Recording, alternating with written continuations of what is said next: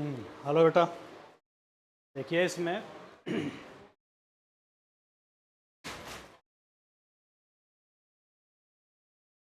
Semester 5 में जो आपको पेपर पढ़ना है फिजिकल केमिस्ट्री का, उस पेपर में आपको 4 यूनिट करनी है, जिसमें फर्स्ट यूनिट आपको पढ़नी है उसमें थर्मोडायनेमिक्स और थर्मोडायनेमिक्स की एक यूनिट आपने पढ़ा है सेमेस्टर 3 में। थर्मोडायनेमिक्स का फर्स्ट पार्ट आपने थर्ड सेमेस्टर में पढ़ा है। सेकेंड यूनिट में तो थर्मोडायनेमिक्स पढ़ना है, इसके साथ इसमें आपको केमिकल इक्विलिब्रियम भी पढ़ना है। दूसरी यूनिट आपको पढ़नी है इलेक्ट्रोकेमिस्ट्री। तो इलेक्ट्रोकेमिस्ट्री का आपको फर्स्ट पार्ट यूनिट सेकेंड में पढ़ना है और इसका सेकेंड पार्ट आपको पढ़ना है यूनिट थर्ड में। फिर यूनिट फोर्थ आपको पढ़नी है। यूनिट फोर्थ में आपको पढ़ना है सरफेस केमिस्ट्री और उसके साथ थोड़ा सा पार्ट आपको बफर सोल्यूशन वगैरह ये पढ़ना है। तो फर्स्ट यूनिट से हम लोग स्टार्ट करते हैं और फर्स्ट यूनिट में आपको करना है थर्मोडायनेमिक्स। तो यूनिट फर्स्ट इसका में आपको करना है थर्मोडायनेमिक्स।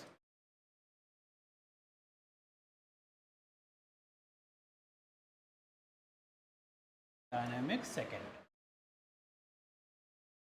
यूनिट थर्ड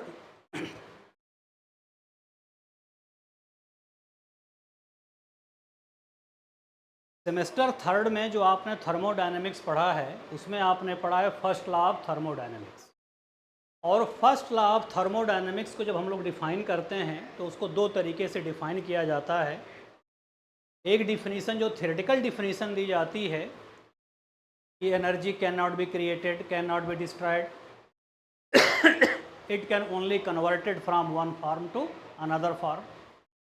तो इसीलिए इसको कहा जाता है the law of conservation of energy. जो मैथमेटिकल डिफिनीसन आप देते हो, मैथमेटिकल डिफिनीसन ये होती है, जैसे मान लीजिए यहाँ पे कोई सिस्टम लिया जाए, जैसे कोई सिलेंडर हम ले लें और इस सिलेंडर में एक यहाँ पे फ्रिक्शनलेस पिस्टन लगा दीजिए। इस समय इसका मान लीजिए वॉल्यूम है V1। अब इसको हीट अगर सप्लाई किया जाए, अगर Q अमाउंट में हीट सप्लाई करिए तो जो गैस मॉलिक्यूल होंगे हीट एब्जॉर्ब करेंगे और हीट एब्जॉर्ब जब करेंगे तो किसी भी गैस की इंटरनल एनर्जी डायरेक्टली प्रोपोर्शनल होती है टेम्परेचर के। तो इसका इनिशियल मान लीजिए इंटरनल एनर्जी गैस मॉलिक्यूल्स की है E1। जब Q अमाउंट हीट आपने सप्लाई किया तब इसकी इंटरनल एनर्जी मान लीजिए हो गई इसकी E2। तो इंटरनल एनर्जी का चेंज अगर आप लिखिए तो इंटरनल एनर्जी का change delta E, this is equal to E2 minus E1। तो पहले तो गैस मॉलिक्यूल्स की इंटरनल एनर्जी बढ़ेगी और इंटरनल एनर्जी को अगर आप डिफाइन करिए तो इंटरनल एनर्जी क्या है? This is the sum of all type of energies stored in the gas molecule by its chemical nature. That means उसकी रोटेशनल एनर्जी भी इंक्रीज होगी, वाइब्रेशनल एनर्जी भी इंक्रीज होगी, ट्रांसलेशनल एनर्जी भी इंक्रीज होगी। जब ट्रांसलेशनल एनर्जी इंक्रीज होगी तो गैस एक्सपेंड होगी और गैस जब एक्सपेंड होगी तो ये पिस्टन यहाँ से शिफ्ट होकर के मान लीजिए आ गया यहाँ पे। तो गैस एक प्रेशर अप्लाई करेगा और प्रेशर अपवर्ड डायरेक्शन में जो अप्लाई हो रहा है इसकी वजह से गैस में एक्सपेंशन होगा। तो इस एक्सपेंशन की वजह से गैस वर्क करेगा सराउंडिंग पे। तो जो हीट हमने सप्लाई किया है ये दो पार्ट में यूटिलाइज होगा। कुछ पार्ट इसका यूटिलाइज हुआ गैस मॉलिक्यूल की इंटरनल एनर्जी राइज करने में और नेक्स्ट जो पार्ट होगा वो यूटिलाइज होगा गैस के एक्सपेंशन में। और जब गैस का एक्सपेंशन होगा तो इस एक्सपेंशन से गैस वर्क करेगी सराउंडिंग पे। दैट मीन्स अगर मैथमेटिकली हम लिखें तो जो Q अमाउंट हीट आपने सप्लाई किया वो दो पार्ट में यूटिलाइज हुई। कुछ पार्ट इसका यूटिलाइज हुआ इन changing internal energy and rest part is utilized in work done. That means Q, this is equal to delta E plus W. तो ये इसकी mathematical definition first law of thermodynamics की। अब जैसे मान लीजिए कि कोई सिस्टम है, अगर वो साइक्लिक मैनर में फंक्शन कर रहा है, तो साइक्लिक मैनर में जब वो फंक्शन करेगा तो मल्टीपल स्टेप के बाद वो वापस अपने उसी इनिशियल स्टेट में आएगा। जो इंटरनल एनर्जी यहाँ पे हम ले रहे हैं, इंटरनल एनर्जी ये स्टेट फंक्शन है, और स्टेट फंक्शन है तो किसी सिस्टम के सिर्फ इनिशियल और फाइनल स्टेट पे डिपेंड करेगा। तो चेंज इन इंटरनल एनर्जी अगर किसी साइक्लिक प्रोसेस के लिए आप लिखिए तो for cyclic process delta E equal to 0, और अगर डेल्टा E 0 है तब उस केस में Q ये इक्वल होगा W के। दैट मीन्स जो भी हीट सप्लाई की जाएगी किसी सिस्टम को वो टोटल हीट यूटिलाइज होगी वर्क डन में। तो फर्स्ट लॉ ऑफ थर्मोडायनेमिक्स आपने सेमेस्टर 3 में पढ़ा, उसका extension second law of thermodynamics आपको पढ़ना है इस सेमेस्टर में। तो जब डिफाइन हम करते हैं सेकेंड लॉ ऑफ थर्मोडायनेमिक्स को, तो जैसे फर्स्ट लॉ को आपने डिफाइन किया, दो उसकी डिफिनीशन आपने दिया, वैसे ही सेकेंड लॉ ऑफ थर्मोडायनेमिक्स को जब हम डिफाइन करते हैं तो इसको डिफाइन करने के लिए अलग अलग कॉन्सेप्ट दिए जाते हैं। तो इसमें 2-3 कॉन्सेप्ट जो हैं वो आपको करा दें। अब इसमें थर्मोडायनेमिक स्टडी जब हम लोग करते हैं तो इसमें दो तरह की प्रोसेस होती हैं। एक प्रोसेस होती है spontaneous and next one is non spontaneous. Spontaneous processes वो होती हैं जो खुद होती हैं, उसके लिए किसी एफर्ट की कोई रिक्वायरमेंट नहीं होती है, और नॉन स्पॉन्टेनियस प्रोसेसेस होती हैं जिन प्रोसेसेस के लिए कुछ आपको एक्स्ट्रा एफर्ट करना पड़ता है। तो इसमें ये कहा जाता है कि जितनी भी, तो पहला स्टेटमेंट लॉ ऑफ, तो सेकेंड लॉ ऑफ थर्मोडायनेमिक्स आपको अगर इसमें शुरू करना है, second law of thermodynamics of thermodynamics. तो इसका पहला statement second law of thermodynamics का फर्स्ट स्टेटमेंट दिया जाता है कि जितनी भी स्पॉन्टेनियस प्रोसेसेस होती हैं दीज आर इरिवर्सिबल, वो यूनिडायरेक्शनल होती हैं। और स्पॉन्टेनियस प्रोसेसेस में जैसे जितनी भी नेचुरल प्रोसेस है, that is flow of heat, तो हीट का फ्लो हमेशा होगा from hot end to cold end. Flow of liquid का फ्लो हमेशा हाई लेवल से लो लेवल की तरफ होगा। या जैसे डिफ्यूजन है तो गैस का डिफ्यूजन हमेशा हाई प्रेशर से लो प्रेशर रीजन में होगा। या अगर सोल्यूशन आप ले रहे हैं तो सोल्यूशन में डिफ्यूजन हमेशा हाई कंसंट्रेशन से लो कंसंट्रेशन रीजन में होगा। तो जितनी भी स्पॉन्टेनियस प्रोसेसेस होती हैं, all the spontaneous processes are thermodynamically irreversible, वो एक डायरेक्शन में होती हैं। तो इनका फ्लो अपने आप होगा। अब हीट का फ्लो हमेशा अपने आप होगा हाई टेम्परेचर रेंज से लो टेम्परेचर रेंज की तरफ, या लिक्विड का फ्लो होना है तो हमेशा हाई से लो की तरफ ही होगा, लो से हाई की तरफ अपने आप नहीं होगा। यानी जो स्पॉन्टेनियस प्रोसेसेस है दीज आर इरिवर्सिबल, ये पहला। दूसरा कॉन्सेप्ट इसका दिया जाता है, और दूसरा कॉन्सेप्ट इसका बेस्ड है फर्स्ट लॉ ऑफ थर्मोडायनेमिक्स के बेसिस पे। तो जिसमें फर्स्ट लॉ ऑफ थर्मोडायनेमिक्स आपने कहा कि Q this is equal to delta E plus W। अब अगर मान लीजिए कि जैसे कोई आप मशीन लेते हो या कोई हीट इंजन है, तो हीट इंजन का काम क्या होता है? हीट इंजन का काम होता है कि उसको हीट आप सप्लाई करिए और उस हीट को वो कन्वर्ट करता है मैकेनिकल वर्क में। तो कोई हीट इंजन अगर हम यहाँ पे ऐसा कंसीडर करें कि जो साइक्लिक मैनर में वर्क करे, तो अगर वो साइक्लिक मैनर में वर्क करेगा तो चेंज इन इंटरनल एनर्जी ये होगा 0, और उस केस में फर्स्ट लॉ ऑफ थर्मोडायनेमिक्स से Q इक्वल टू W। दैट मीन्स कि जितनी हीट उसको सप्लाई की जाएगी वो टोटल हीट कन्वर्ट होगी वर्क में। लेकिन तो ये थियोरेटिकली पॉसिबल है, थियोरेटिकली इसको हम कह सकते हैं कि ऐसा कोई हीट इंजन जो साइक्लिक मैनर में वर्क करे तो उस केस में जितनी हीट उसको सप्लाई की जाएगी वो उस टोटल हीट को कन्वर्ट करेगा मैकेनिकल वर्क में। लेकिन एक्चुअल प्रैक्टिस में ऐसा कोई भी हीट इंजन कंस्ट्रक्ट नहीं किया जा सका अभी तक जो 100% हीट को कन्वर्ट करे वर्क में। तो जैसे आप कंसीडर करिए कि कोई हीट इंजन है, इसको Q अमाउंट हीट हमने सप्लाई किया और Q अमाउंट हीट सप्लाई करने के बाद इसने वर्क परफॉर्म किया W। तो इस हीट इंजन की इफिशियंसी क्या होगी? तो एफिशिएंसी अगर हम लिखें हीट इंजन की, तो एफिशिएंसी ऑफ हीट इंजन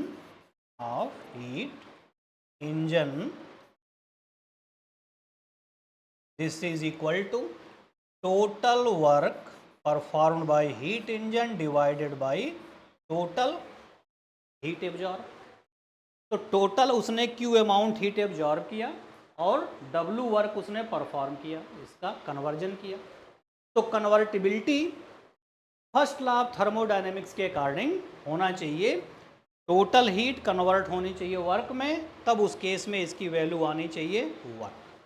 तो थियोरेटिकली तो ये हो सकता है, लेकिन जनरल प्रैक्टिस में अभी तक ऐसा कोई हीट इंजन कंस्ट्रक्ट नहीं किया गया जिसकी एफिशिएंसी 1 हो, यानी जिसकी कन्वर्टिबिलिटी 100% हो। तो ये सेकेंड स्टेटमेंट है सेकेंड लॉ ऑफ थर्मोडायनेमिक्स का कि it is impossible to construct a machine working in cycles which convert completely heat into work. और इसी के बेसिस पे इसकी एफिशिएंसी लिखी जाती है कि मशीन की एफिशिएंसी क्या होगी कि टोटल कितना उसने हीट एब्जॉर्ब किया और उस एब्जॉर्प्शन ऑफ हीट के बाद टोटल उसने कितना मैकेनिकल वर्क परफॉर्म किया, इन दोनों का रेशियो। तो total work divided by heat absorb by system, ये इसका रेशियो यही होगा एफिशिएंसी। तो थियोरेटिकली इसकी एफिशिएंसी 1 हो सकती है, लेकिन जनरल प्रैक्टिस में ये पॉसिबल नहीं है कि कोई ऐसा हीट इंजन कंस्ट्रक्ट किया जा सके जिसकी एफिशिएंसी 100% हो। दो स्टेटमेंट।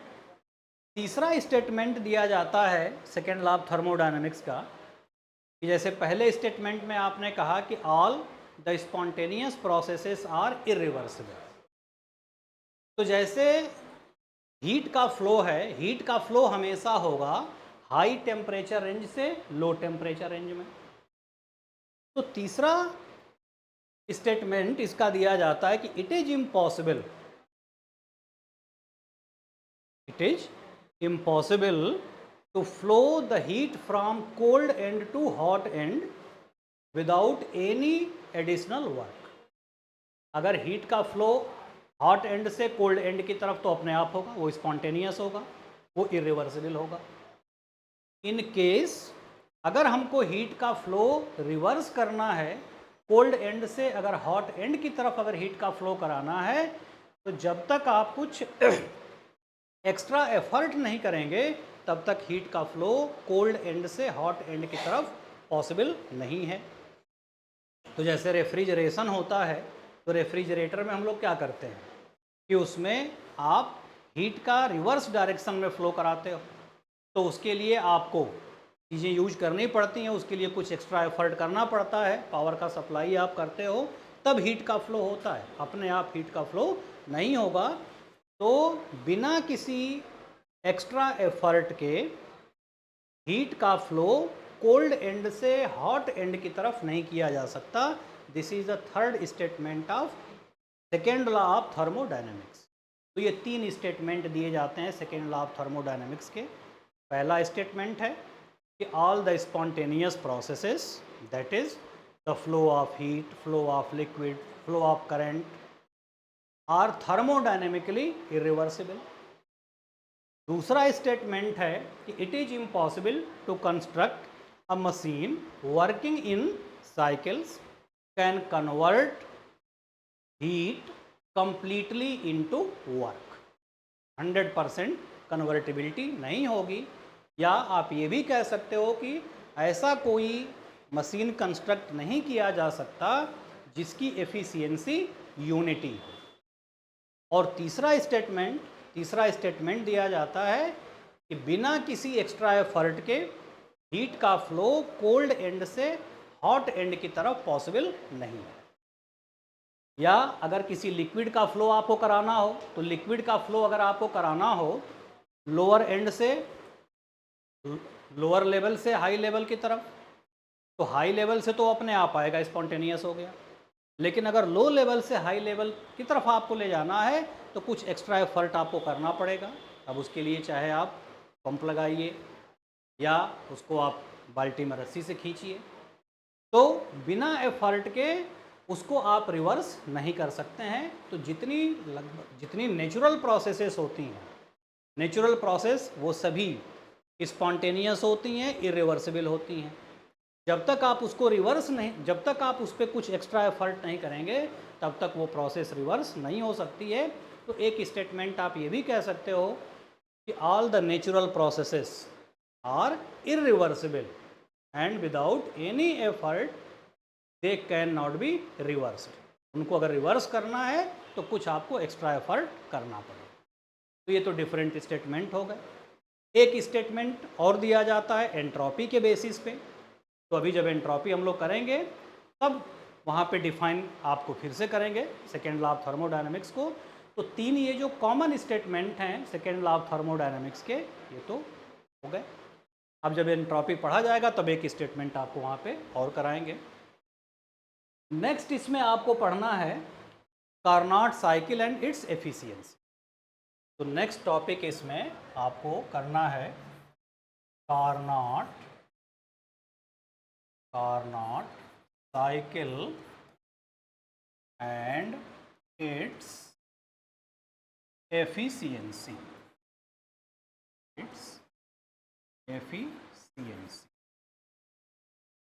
देखिए बेटा इसमें जो फर्स्ट लॉ ऑफ थर्मोडायनेमिक्स में हम लोगों ने कहा कि Q equal to delta E plus W. तो थेरेटिकली साइक्लिक प्रोसेस के लिए डेल्टा ई की वैल्यू 0 होगी. तो कार्नोट साइकिल ये एक हाइपोथेटिकल मशीन है जो साइक्लिक मैनर में वर्क करता है. और ये कंसीडर किया जाता है कि चूंकि ये साइक्लिक मैनर में वर्क कर रहा है इस वजह से इसकी इंटरनल एनर्जी का चेंज 0 है. तो यहाँ पे मैक्सिमम कन्वर्टिबिलिटी या इस हीट इंजन की या इस साइकिल की एफिशिएंसी 1 होनी चाहिए. तो एक हाइपोथेटिकल कार्नोट ने एक हाइपोथेटिकल ऐसा कॉन्सेप्ट दिया कि एक ऐसी हाइपोथेटिकल मशीन कंस्ट्रक्ट की जाए जो साइक्लिक मैनर में वर्क करे. और साइक्लिक मैनर में अगर वो वर्क करता है तब मैक्सिमम कन्वर्टिबिलिटी होगी हीट का इनटू वर्क. तो एक ऐसा सिस्टम हम कंसीडर करें और उस सिस्टम से पहले हम ये देखें कि वो साइक्लिक मैनर में वर्क करता हो. तो एक कंप्लीट साइकिल में वो कितना टोटल वर्क परफॉर्म कर रहा है और एक कंप्लीट साइकिल में टोटल हीट कितनी एब्जॉर्ब हो रही है, उससे उसकी एफिशिएंसी कैलकुलेट किया जाए और फिर उसको प्रूव किया जाएगा कि उसकी एफिशिएंसी 1 हो सकती है या नहीं हो सकती है. तो वो बात की चीज़. अब कार्नोट साइकिल को अगर आपको एक्सप्लेन करना है तो कार्नोट साइकिल ये एक हाइपोथेटिकल कॉन्सेप्ट है जिसमें ये कंसीडर किया जाता है कि कोई अगर सिस्टम या कोई हीट इंजन या कोई मशीन अगर साइक्लिक मैनर में वर्क करे तो मैक्सिमम कन्वर्टिबिलिटी होती है हीट की इनटू वर्क. अब इसके लिए इसको एक्सप्लेन करने के लिए कार्नोट साइकिल को डायग्राम लिया जाता है, प्रेशर वॉल्यूम डायग्राम. तो एक पीवी डायग्राम से हम कार्नोट साइकिल को एक्सप्लेन कर सकते हैं। अब यहाँ पे जैसे ये डायग्राम आप लीजिए, यहाँ पे ले लीजिए प्रेशर और यहाँ पे वॉल्यूम। अब यहाँ पे हमको एक ऐसा सिस्टम पहले कंसीडर करना है जो साइक्लिक मैनर में वर्क करता हो।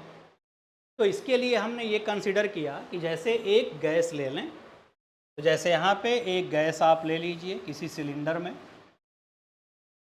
और इनिशियली मान लीजिए कि इसका वॉल्यूम है V1, का वॉल्यूम V1 है। टेम्परेचर मान लीजिए कि इस समय इसका टेम्परेचर मान लीजिए T2 है, और ये गैस एक्सपेंड हो रही है। गैस का एक्सपेंशन आइसोथर्मली और रिवर्सिबली हो रहा हो।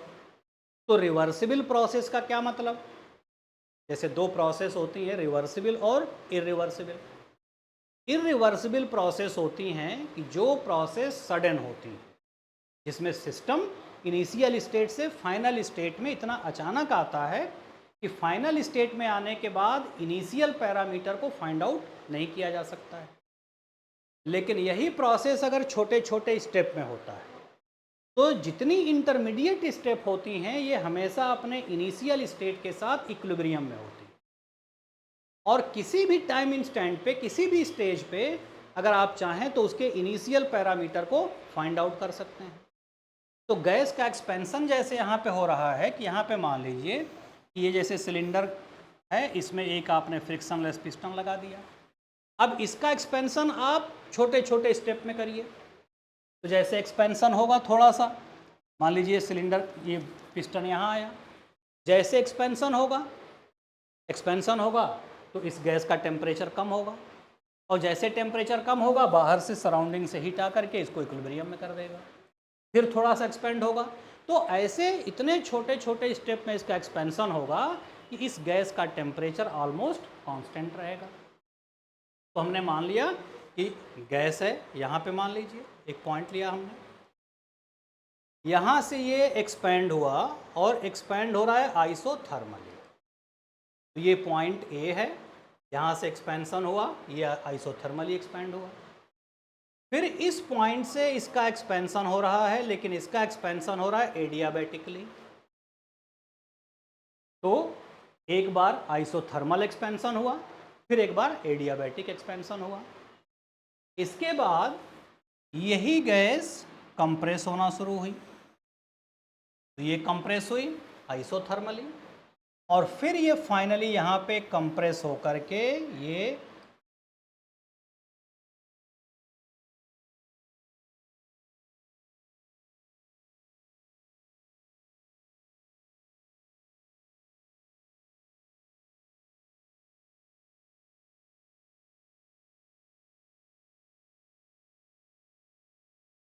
तो 4 स्टेप में। अब यहाँ पे देखिए ये पॉइंट ए, ये पॉइंट बी, ये पॉइंट सी और ये पॉइंट डी। यहाँ पे जो गैस हमने लिया इसका वॉल्यूम यहाँ पे हमने मान लिया इसका वॉल्यूम है V1, और यहाँ पे टेम्परेचर है T2। तो हम ये कंसीडर करें कि यहाँ पे इस गैस को हमने हीट सप्लाई करना शुरू किया, और हीट हम थोड़ा थोड़ा इसको हीट सप्लाई करें। ऐसे मल्टीपल स्टेप में टोटल इसको हीट हमने सप्लाई किया Q2 अमाउंट। तो Q2 अमाउंट हीट जब हमने सप्लाई किया तो ये गैस एक्सपेंड हुई, और एक्सपेंशन के बाद इसका वॉल्यूम V1 से इंक्रीज होकर के हो गया V2, और इस एक्सपेंशन में टोटल हीट एब्जॉर्ब किया इस गैस ने Q2। तो Q2 अमाउंट हीट इसने एब्जॉर्ब किया। फिर पॉइंट बी से इसका एक्सपेंशन हुआ, लेकिन अब इसका एक्सपेंशन हो रहा है एडियाबैटिकली। तो एडियाबैटिकली अगर इसका एक्सपेंशन हो रहा है तो इस जो सिलेंडर है, इस सिलेंडर को थर्मली इंसुलेट कर दीजिए, और थर्मली इंसुलेट कर देंगे तो अब हीट का कोई ट्रांसफ़र सिस्टम और सराउंडिंग के बीच में होगा नहीं। लेकिन गैस एक्सपेंड हो रही है, और गैस एक्सपेंड हुई from V2 till the volume becomes V3। अब इतना अगर गैस वो एक्सपेंड हो रही है तो पहले केस में तो हीट सप्लाई किया जा रहा था, आइसोथर्मल एक्सपेंशन था। दूसरे स्टेप में गैस चूंकि एडियाबैटिकली एक्सपेंड हो रही है, बाहर से हीट आपने सप्लाई नहीं किया है, जब थर्मली इंसुलेट है तो बाहर से हीट तो आएगा नहीं। अब गैस जब एक्सपेंड होगी तो गैस वर्क कर रही है, उसकी इंटरनल एनर्जी कम होगी, और इंटरनल एनर्जी तो जो वर्क डन होगा एक्सपेंशन में वो इक्वल होगा डिक्रीज इन इंटरनल एनर्जी के। और किसी गैस की इंटरनल एनर्जी डायरेक्टली प्रोपोर्शनल होती है टेम्परेचर के। दैट मीन्स पॉइंट ए से लेकर के पॉइंट बी तक तो टेम्परेचर कांस्टेंट रहेगा T2, लेकिन यहाँ से लेकर के पॉइंट बी से पॉइंट सी पर जब गैस आएगी तो इसका टेम्परेचर फॉल करेगा, और अब यहाँ पे इसका टेम्परेचर हो गया T1। तो ये तो हो गया एक्सपेंशन। अब थर्ड स्टेप में देखिए, थर्ड स्टेप में गैस कंप्रेस हो रही है। तो गैस कंप्रेस हो रही है, जब गैस कंप्रेस होगी, गैस को आप जब कंप्रेस करोगे तो इसका मतलब क्या हुआ कि उस पिस्टन को आप फोर्स कर रहे हैं। जब उसको हम प्रेस करेंगे तो एक वर्क हम कर रहे हैं गैस के ऊपर, और जो हम गैस के ऊपर वर्क कर रहे हैं वो गैस मॉलिक्यूल की इंटरनल एनर्जी को इंक्रीज करेगा, टेम्परेचर बढ़ेगा और हीट सप्लाई होगी, और हीट क्या होगी अब सिस्टम से बाहर आएगी। तो जब ये गैस कंप्रेस होगी तो यहाँ पे वॉल्यूम क्या है V3, और अब यहाँ पे इसका वॉल्यूम हो गया V4। और इस कंप्रेशन में चूंकि ये आइसोथर्मली कंप्रेस हो रहा है तो इस कंप्रेशन में कुछ हीट सिस्टम से बाहर आएगी। तो हम ये कंसीडर करें कि यहाँ पे जब कंप्रेशन हुआ तो Q1 अमाउंट हीट सिस्टम से सराउंडिंग में आई, और यहाँ पे टेम्परेचर कितना था T2, यहाँ पे टेम्परेचर कितना हो गया T1। अब चूंकि C से D तक जो कंप्रेशन हो रहा है वो आइसोथर्मल हो रहा है, तो इसका टेम्परेचर ये होगा बेटा इसमें T1। तो इसका टेम्परेचर मान लीजिए फॉल किया और वो टेम्परेचर हो गया T1। और फिर पॉइंट D से इसका कंप्रेशन एडियाबैटिकली हो रहा है। तो एडियाबैटिकली जब ये कंप्रेस होगा तो एडियाबैटिक कंप्रेशन में अब हीट बाहर तो निकलेगी नहीं, तो जितना कंप्रेशन में उसके ऊपर वर्क किया जाएगा वो वर्क हीट के फॉर्म में स्टोर होगा, यानी टेम्परेचर बढ़ेगा, और फिर इसका टेम्परेचर यहाँ पे आ गया, और वही टेम्परेचर क्या हो गया T2।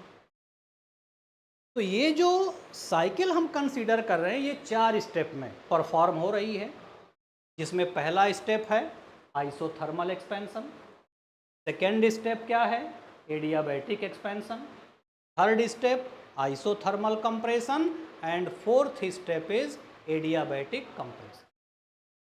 तो अब बेटा इसमें समझिए कि इस पूरे कंप्लीट साइकिल में, एक कंप्लीट साइकिल में टोटल हीट कितनी एब्जॉर्ब हुई। तो पहले स्टेप में हीट एब्जॉर्ब हुई, और ये हीट एब्जॉर्प्शन कितना हो रहा है amount of Q2 at temperature T2।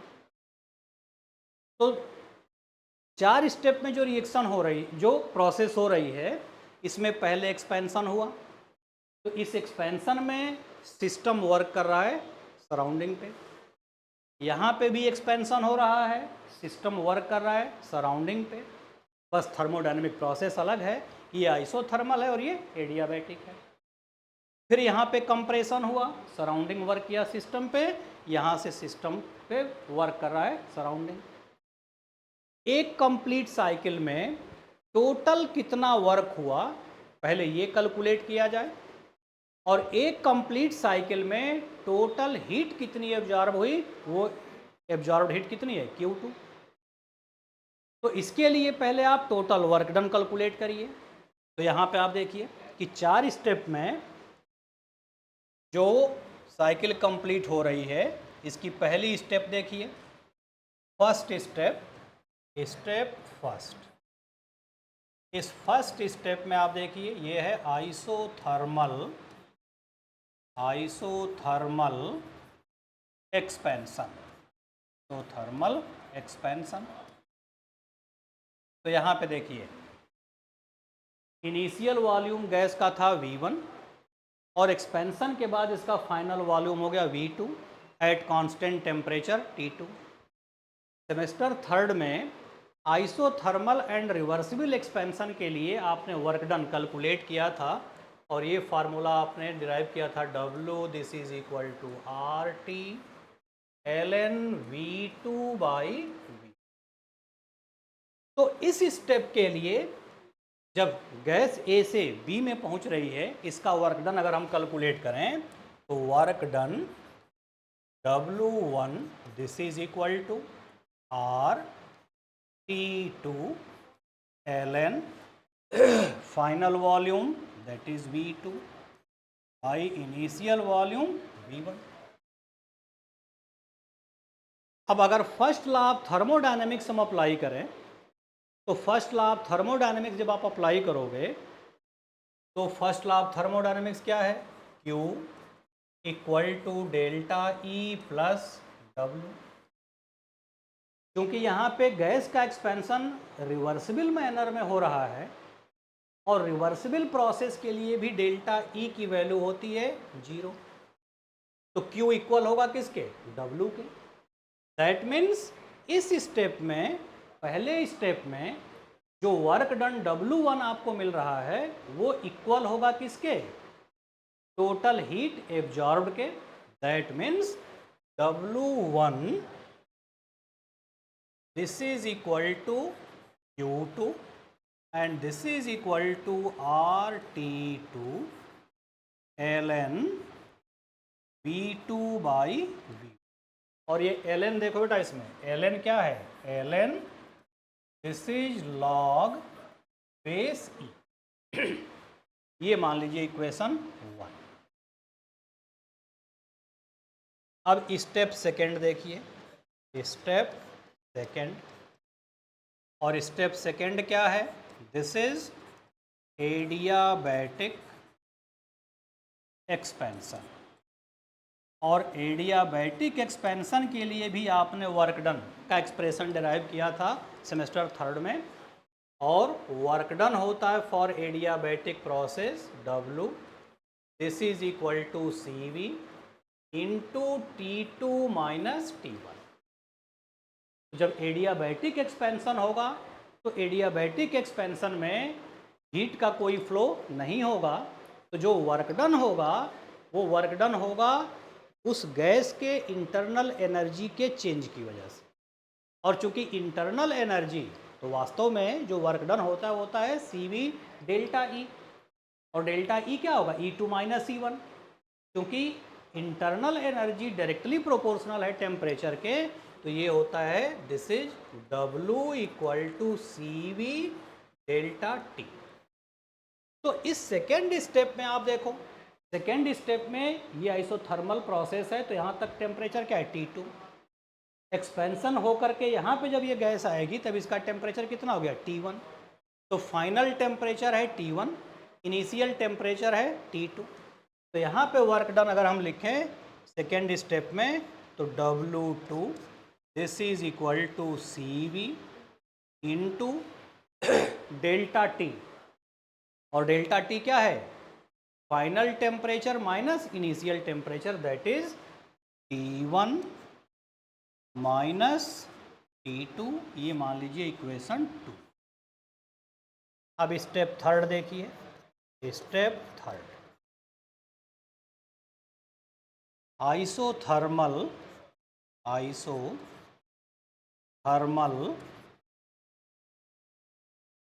Compression, isothermal compression. तो चाहे कंप्रेशन हो या एक्सपेंशन हो, दोनों केस में वर्क डन के लिए फार्मूला तो वही यूज होगा, एक्सप्रेशन वही यूज होगा। तो अब यहाँ पे क्या हो रहा है कि यहाँ पे इसका इनिशियल वॉल्यूम क्या है V3, फाइनल वॉल्यूम है V4, और टेम्परेचर क्या होगा यहाँ पे T1, तो यहाँ तक इसका टेम्परेचर T1। तो इसके लिए वर्क डन अगर हम लिखें तो W3 this is equal to R T1 ln V4 by V3। और ये चूंकि आइसोथर्मल कंप्रेशन है तो आइसोथर्मल कंप्रेशन में हीट इवॉल्व होगी और इसीलिए यहाँ पे हीट इवॉल्व हो रही है। और कितनी हीट इवॉल्व हो रही है? Q1, क्योंकि रिवर्सिबल मैनर में कंप्रेशन भी हो रहा है तो रिवर्सिबल मैनर के लिए डेल्टा ई की वैल्यू 0 होगी। तो वर्क डन किसके इक्वल होगा? टोटल अमाउंट ऑफ हीट के। तो यहाँ पे वर्क डन कितना हुआ? W3, सॉरी ये है W3। और इस स्टेप में टोटल हीट कितनी रिलीज हुई? Q1, यानी W3 ये इक्वल होगा Q1 के, बिकॉज डेल्टा ई 0। तो इसको हम ये भी लिख सकते हैं कि W3 this is equal to Q1 and this is equal to RT1 ln V4 by V3। ये इक्वेशन थर्ड। और last step from D to A। D से A तक जब वो पहुंच रहा है तब कंप्रेशन कैसे हो रहा है? एडियाबैटिक। और एडियाबैटिक कंप्रेशन में वर्क डन क्या होगा? CV delta T। तो यहाँ पे आप देखिए बेटा, इसको या तो मिटाना पड़ेगा, मिटाने के बाद फिर थोड़ी दिक्कत हो जाएगी। चलिए ये अभी रहने देते हैं, इसकी ज़रूरत पड़ेगी। यहाँ पे देखिए स्टेप 4। तो स्टेप 4 में यह है एडियाबैटिक कंप्रेशन, एडियाबैटिक कंप्रेशन। और इस एडियाबैटिक कंप्रेशन में वर्क डन अगर हम लिखें तो W4 this is equal to CV delta T। And delta T क्या होगा? Final temperature minus initial temperature. तो यहाँ पे टेम्परेचर T1, ये प्रोसेस यहाँ तक आइसोथर्मल है तो यहाँ तक टेम्परेचर T1, और यहाँ पे टेम्परेचर क्या है? T2। तो फाइनल टेम्परेचर क्या हुआ? T2, इनिशियल टेम्परेचर हुआ T1। तो CV into T2 minus T1, ये इक्वेशन 4। तो जो 4 स्टेप में साइकिल कंप्लीट हो रही है, इन चारों स्टेप के लिए हमने अलग अलग वर्क डन कैलकुलेट कर लिया। अब नेट वर्क डन एक कंप्लीट साइकिल के लिए फाइंड आउट किया जाए। तो अब इस डायग्राम की कोई ज़रूरत है नहीं, समझ लिया ही आपने, या भी रहने दीजिए, ज़रूरत पड़ेगी। तो अब यहाँ पे लिखिए therefore net work done, net work done W, this is equal to W1 plus W2 plus W3 plus W4। अब यहाँ से रखिए बेटा इसमें वैल्यू। तो W equal to equation 1, 2, 3 and 4 से वैल्यू फाइंड आउट करिए। तो क्या मिलेगा यहाँ पे? R T2 ln V2 by V1 plus CV T1 minus T2 plus R T1 ln V4 by 3 plus CV T2 minus T1। बेटा ये दोनों एक्सप्रेशन आप देखो, ये है CV T1 माइनस T2 और ये है CV T2 माइनस T1। तो अगर यहाँ पे हम माइनस साइन ले लें तो ये क्या हो जाएगा? ये माइनस हो जाएगा, ये प्लस हो जाएगा। तो इसको हम लिख सकते हैं ना कि minus CV T2 minus T1। तो ये दोनों टर्म कैंसिल हो जाएंगे, और ये दोनों टर्म कैंसिल हुए तो नेट वर्क डन ये क्या मिला आपको? W equal to RT2 ln V2 by V1 plus R T1 ln V4/3, इसको मान लीजिए इक्वेशन 5। अब इस इक्वेशन 5 से आपको मिल गया इस एक कंप्लीट साइकिल में नेट वर्क डन। अब यहाँ से आप कैलकुलेट करिए, पहले इसको यहाँ तक छोड़ दीजिए, अब ज़रूरत पड़ेगी नहीं इसकी।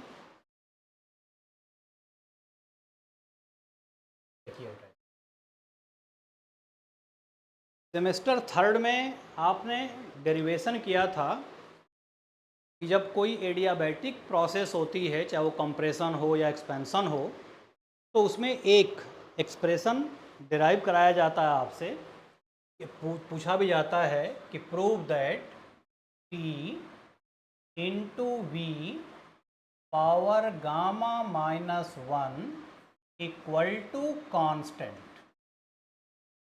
ये प्रूविंग आपने पढ़ी होगी उसमें थर्ड सेमेस्टर में। या इसको हम क्या कह सकते हैं कि T1 into V1 power gamma -1 equal to T2 into V2 power gamma -1। Adiabatic process के लिए ये होता है। अब एडियाबैटिक प्रोसेस के लिए होता है तो दो एडियाबैटिक प्रोसेस हैं यहाँ पे, एक ये पॉइंट B से C और पॉइंट D से A।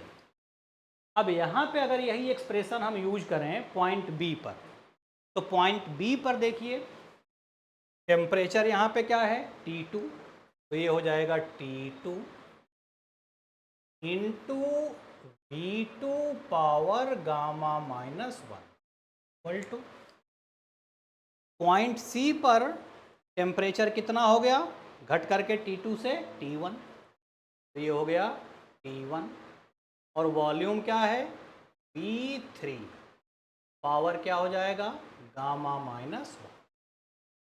तो यहाँ से हम लिख सकते हैं कि R T1/T2 equal to V2/V3 power gamma -, इस स्टेप के लिए। लास्ट स्टेप के लिए आप देखो तो यहाँ पे देखो वॉल्यूम क्या है इसका V4, टेम्परेचर यहाँ पे क्या है T1, यहाँ पे वॉल्यूम क्या हो गया V1, टेम्परेचर है T2। तो पॉइंट D पर टेम्परेचर क्या है T1, वॉल्यूम क्या है V4 के power gamma -1 equal two point A पर टेम्परेचर है T2, वॉल्यूम है V1 पावर गामा -1। तो इस पॉइंट पे यहाँ से आप देखिए, अब इसको मिटा दो, इसका कोई ज़रूरत है नहीं, हटा दीजिए। अब देखिए बेटा इसमें यहाँ से T1/T2, T2 को इधर ले आइए तो क्या हो जाएगा T1/V4 पावर गामा -1। अब इन दोनों इक्वेशन से आप देखो कि T1/T2 equal to this and T1/T2 equal to this. तो इन दोनों इक्वेशन से आपको यहाँ पे क्या मिलेगा कि V2/V3 power gamma -1 equal to V1/V4 power gamma -। अब दोनों साइड में पावर सेम है, पावर कट जाएगी, तो क्या बचेगा यहाँ पे V2/V3 इक्वल टू V1/V4। या यहाँ से अगर हम लिखें तो इस एक्सप्रेशन से क्या मिलेगा कि V4 by V3 equal to V1 by से क्रॉस मल्टीप्लिकेशन कर लीजिए तो क्या मिलेगा, V4 by V3 equal to V1 by V2। तो V4 बाई V3 की वैल्यू किसके इक्वल है, V1 बाई V2 के। तो अब ये इक्वेशन 5 देखो, लिखिए देयरफॉर इक्वेशन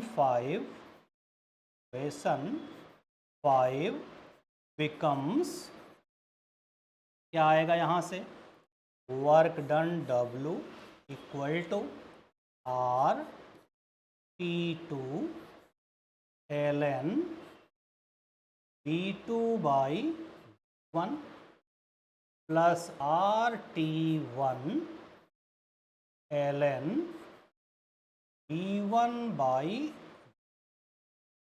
V2। ये वैल्यू यहाँ पे पुटअप करेंगे।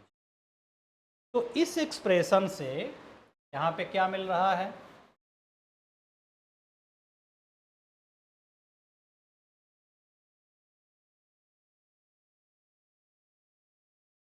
तो फाइनली यहाँ पे क्या मिला, देखिए देयरफॉर नेट वर्क डन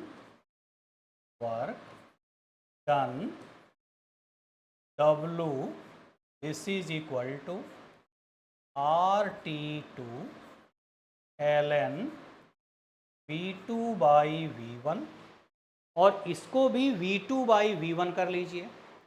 तो V2 बाई V1 करेंगे तो साइन यहाँ पे नेगेटिव हो जाएगा, ये हो जाएगा माइनस RT1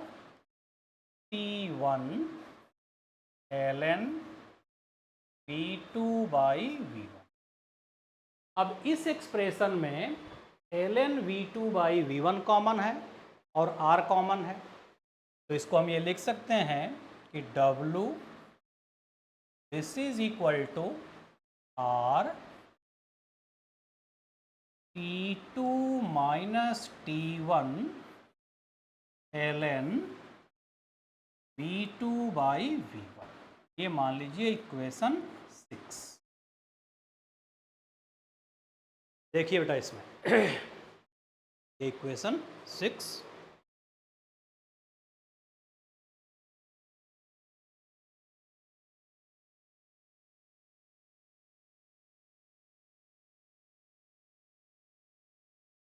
तो इस इक्वेशन 6 से थोड़ा यहाँ दिख नहीं रहा होगा, इसमें देख लीजिएगा। तो ये नेट वर्क डन आपको मिल गया और टोटल हीट एब्जॉर्ब कितनी हो रही है, Q2। तो एफिशिएंसी अगर हम लिखें इस कार्नोट साइकिल की, तो एफिशिएंसी क्या होगा, लिखिए therefore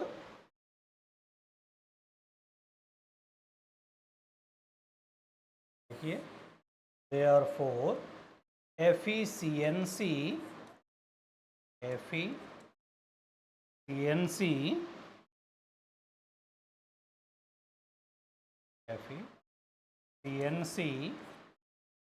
of Carnot cycle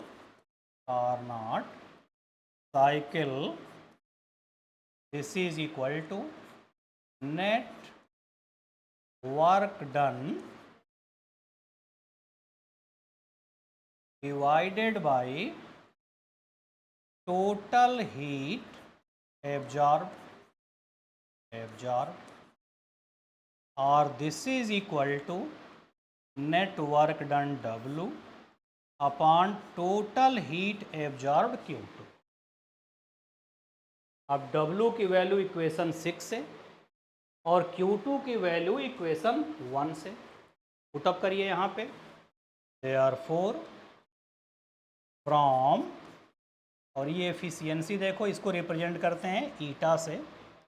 therefore from equation 1 and 6 efficiency यहाँ पे क्या मिलेगी, ईटा दिस इज इक्वल टू, देखिए वर्क डन ये मिला था R T2 minus T1 ln V2 by V1 upon equation 1 में देखिए Q2 किसके इक्वल है, RT2 ln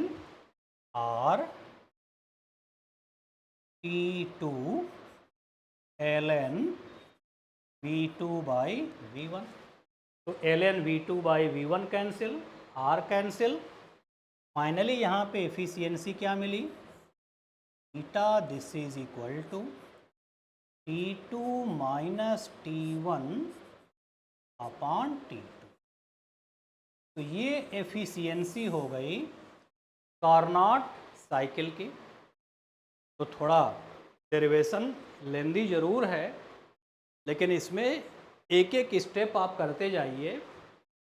तो कार्नोट साइकिल को अगर एक्सप्लेन करना हो तो कार्नोट साइकिल क्या है, ये एक कार्नोट ने एक हाइपोथेटिकल सिस्टम ऐसा कंसिडर किया। उन्होंने सोचा कि एक ऐसा हीट इंजन या एक ऐसी मशीन कंस्ट्रक्ट की जाए जो साइक्लिक मैनर में वर्क करे। तो अगर साइक्लिक मैनर में वर्क करे तो इंटरनल एनर्जी का चेंज जीरो होगा और उस केस में टोटल हीट कन्वर्ट होगी वर्क में। उसके बेसिस पे ये एक सिस्टम हमने यहाँ पे आपको दिखाया पीवी डायग्राम से। एक हमने कंसीडर कर लिया कि कोई गैस है जो कई स्टेप में वर्क कर रहा है, लेकिन मल्टीपल स्टेप के बाद फिर वो वापस अपने उसी इनिशियल स्टेट में आ जाए।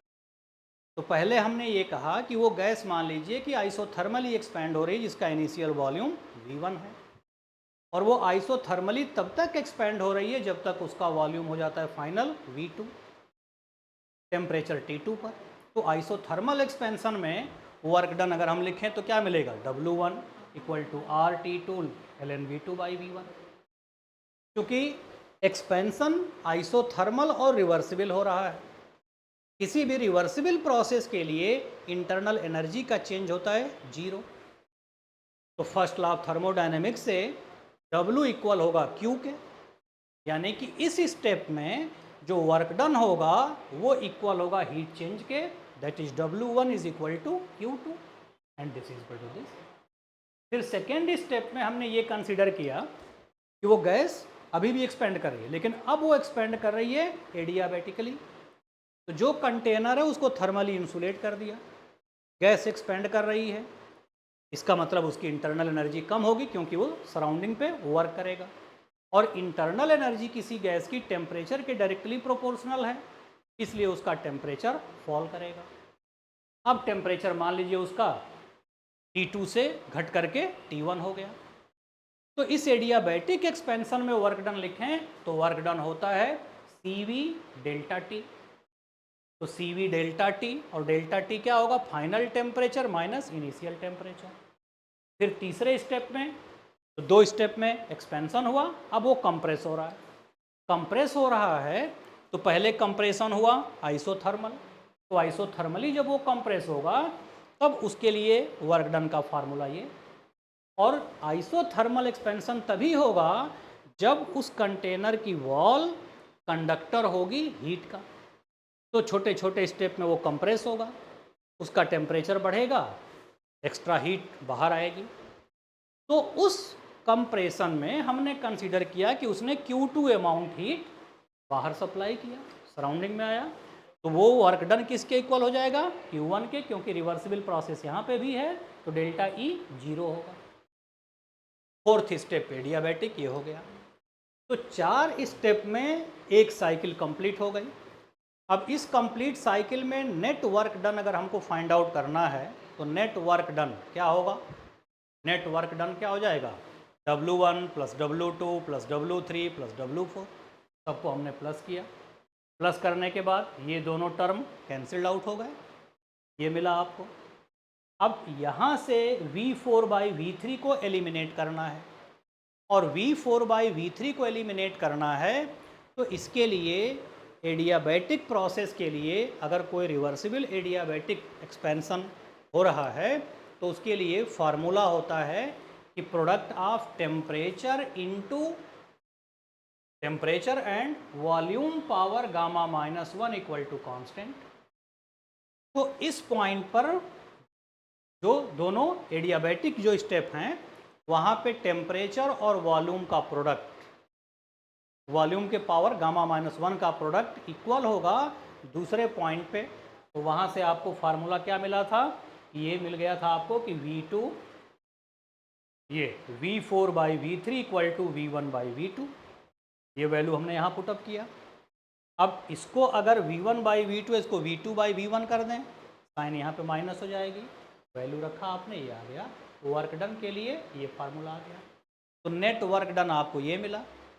और एक कंप्लीट साइकिल में टोटल हीट एब्जॉर्ब हुई कितनी, Q2। ये Q1 तो हीट रिलीज हो रही है, तो कितना हीट एब्जॉर्ब हुआ ये हमको देखना है। Q2 ये मिल गया।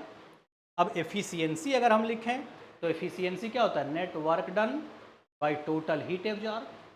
तो W/Q2 वैल्यू पुटअप करिए, एफिशिएंसी का एक्सप्रेशन ये है। अब इस एक्सप्रेशन से अगर आप देखिए तो एक्सप्रेशन से ये फार्मूला आपको मिल रहा है कि T2/T1। अब इसका एक्सप्लेनेशन अगली क्लास में आपको कराएंगे कि एफिशिएंसी में अगर आप देखिए तो एफिशिएंसी में हीट कार्नोट साइकिल की एफिशिएंसी वो सिर्फ और सिर्फ डिपेंडेंट है टेम्परेचर पे, यानी वो उस गैस के नेचर पे डिपेंड नहीं कर रहा है जो गैस आपने लिया है। इसका मतलब ये है कि अगर दो अलग अलग हीट इंजन लिए जाएं और दो अलग अलग हीट इंजन, एक मान लीजिए उसमें पेट्रोल इंजन है, एक उसमें डीजल इंजन है, एक सीएनजी का इंजन है, तो अब गैस के नेचर पे तो ये डिपेंड करेगा नहीं।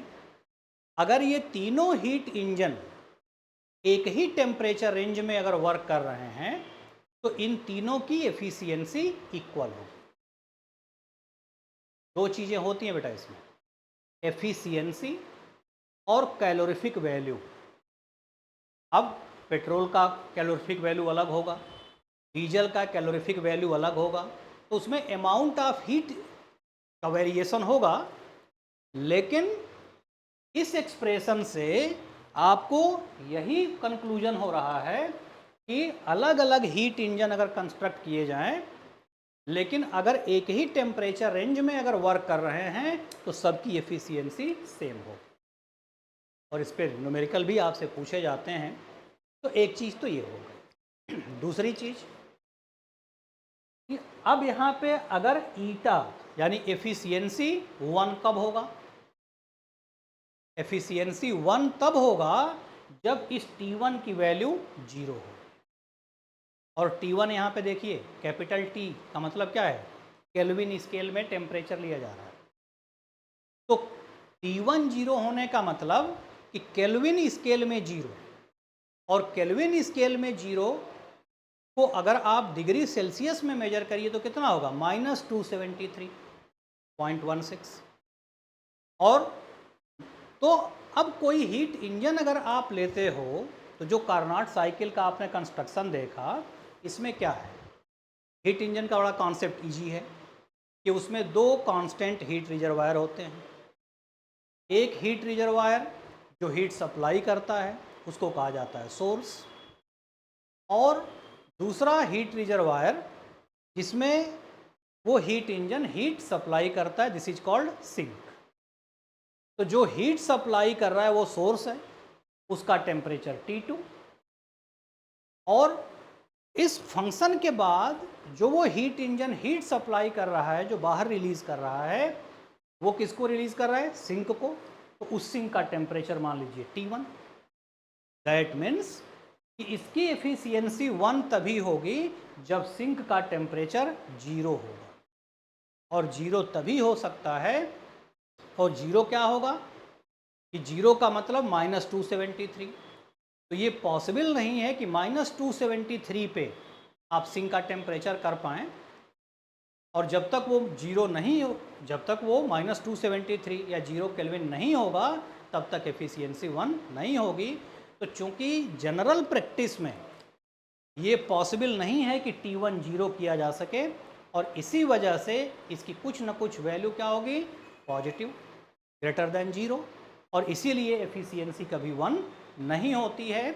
तो जो आपने स्टेटमेंट, सेकेंड स्टेटमेंट आपको कराए थे सेकेंड लॉ ऑफ थर्मोडायनेमिक्स का, ये पॉसिबल नहीं है कि कोई ऐसा हीट इंजन कंस्ट्रक्ट किया जाए या कोई ऐसी मशीन कंस्ट्रक्ट किया जाए जिसकी एफिशिएंसी 1। तो थियोरेटिकली वो हो सकता है। अब यहाँ पे हम लिख दें कि when T1 equal to 0 eta equal to 1, तो लिखने में तो आसान है, लेकिन जनरल प्रैक्टिस में T1 0 नहीं है पॉसिबल, और जब तक T1 0 नहीं होगा एफिशिएंसी 1 नहीं होगी, और इसीलिए किसी भी हीट इंजन की एफिशिएंसी 100% नहीं हो सकती, यूनिटी नहीं हो सकती। तो आज के लिए इतना। नेक्स्ट लेक्चर में अब आपको कराएंगे thermodynamic scale of temperature and Carnot heat theorem. ठीक है, तो that's all for today and thank you.